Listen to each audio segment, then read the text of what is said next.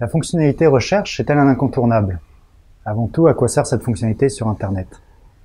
Elle permet à un internaute de rechercher un type de produit afin d'accéder à une liste correspondant à son besoin, comme par exemple un téléviseur 3D. Elle permet également de rechercher un produit spécifique en saisissant sa référence ou son nom, de rechercher un contenu éditorial, une information telle que les engagements ou les conditions de livraison, ou bien de rechercher un magasin. On serait en droit de penser que la fonctionnalité de recherche est essentielle quel que soit le site, et pourtant, prenons le cas du Savour Club.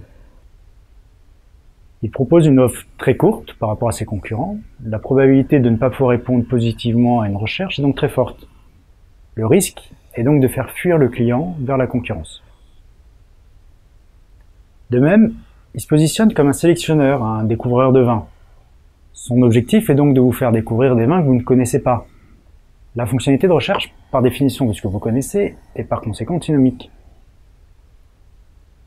En revanche, si votre offre est large et profonde, que votre stratégie est de répondre à un besoin précis, d'être un référent sur le marché, tel que 1855 ou Château Online, pour rester dans l'univers du vin, alors oui, la fonctionnalité de recherche est un incontournable. Cette fonctionnalité peut prendre plusieurs formes, ouvert, assisté, fermé, à requêtes multiples ou géolocalisé. Le mode ouvert, il s'agit d'un champ de saisie libre sur lequel aucun contrôle n'est effectué. Il s'agit d'un mode de présentation basique, très facile à mettre en œuvre et permettant à l'internaute de saisir tout type de requête. Attention cependant, il est fortement déconseillé aux sites proposant une offre peu large ou profonde. Le mode assisté, il s'agit d'un champ de saisie libre, mais avec autocomplétion. C'est-à-dire qu'au fur et à mesure de votre saisie, le moteur de recherche va suggérer des requêtes possibles. Il peut être complété par une liste de choix, permettant de préfiltrer votre recherche par univers produit. Ce mode de présentation est particulièrement adapté aux offres très larges et profondes ou si vous proposez un grand nombre d'univers produits. Car il permet de faciliter la saisie de la recherche, d'orienter précisément l'internaute vers son besoin, ou de lui signifier immédiatement si vous ne disposez pas de l'offre. Le mode fermé. Il s'agit d'une série de listes de choix, de boutons radio ou de cases à cocher, permettant d'orienter l'internaute dans ses choix.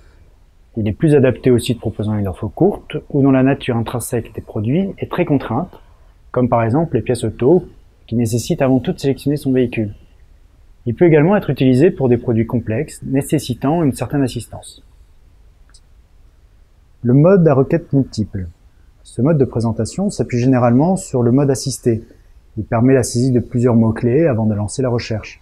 Exclusivement adapté aux courses en ligne telles que l'alimentaire ou la fourniture de bureau, il permet principalement de faciliter la navigation de l'internaute au sein de l'offre en fonction de son besoin. Ce sont les produits qui viennent à l'internaute et non l'inverse. Le mode géolocalisé. Ce mode est très spécifique et concerne quasi exclusivement la recherche de magasins. La géolocalisation peut être réalisée a priori, dès l'accès à la recherche, ou lors de la validation d'un code postal ou d'une ville. La fonctionnalité de recherche a bien d'autres attraits que la simple recherche de produits sur le site, comme être un relais du dispositif multicanal.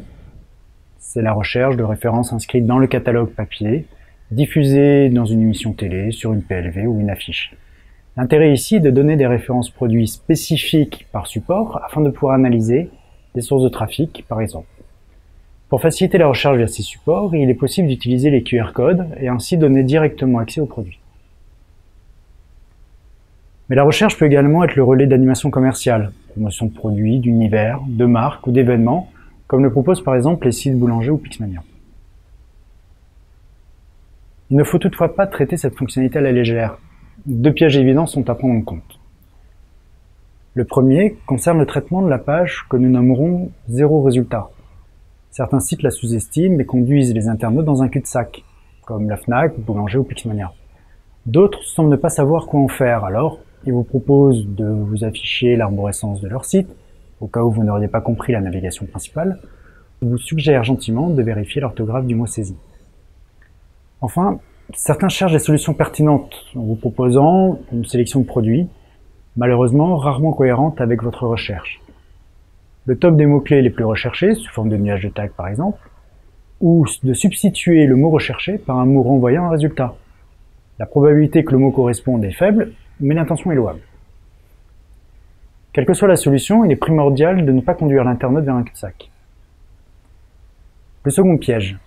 Il concerne la recherche en voyant un trop grand nombre de résultats. Il convient alors de décider si nous affichons tous les résultats ou si nous contraignons l'internaute à préciser sa recherche avant tout. La réponse est avant tout technique, liée à la performance du site. Une solution existe, au-delà du mode de présentation assisté que nous avons vu précédemment. Il s'agit des moteurs multifacettes permettant d'orienter l'internaute et d'affiner sa recherche. Pour conclure, il est important de conserver à l'esprit que la mise en place d'une fonctionnalité de recherche ne se prend pas à la légère. Elle est une réponse à un positionnement de l'enseigne et à des scénarios de visite identifiés. Elle doit être adaptée à la nature des produits et à l'étendue de l'offre. Une fois ces éléments définis, il conviendra de sélectionner le partenaire le plus adapté. Ce point sera traité dans une prochaine vidéo dont le sujet sera « Moteur de recherche, les outils du marché ».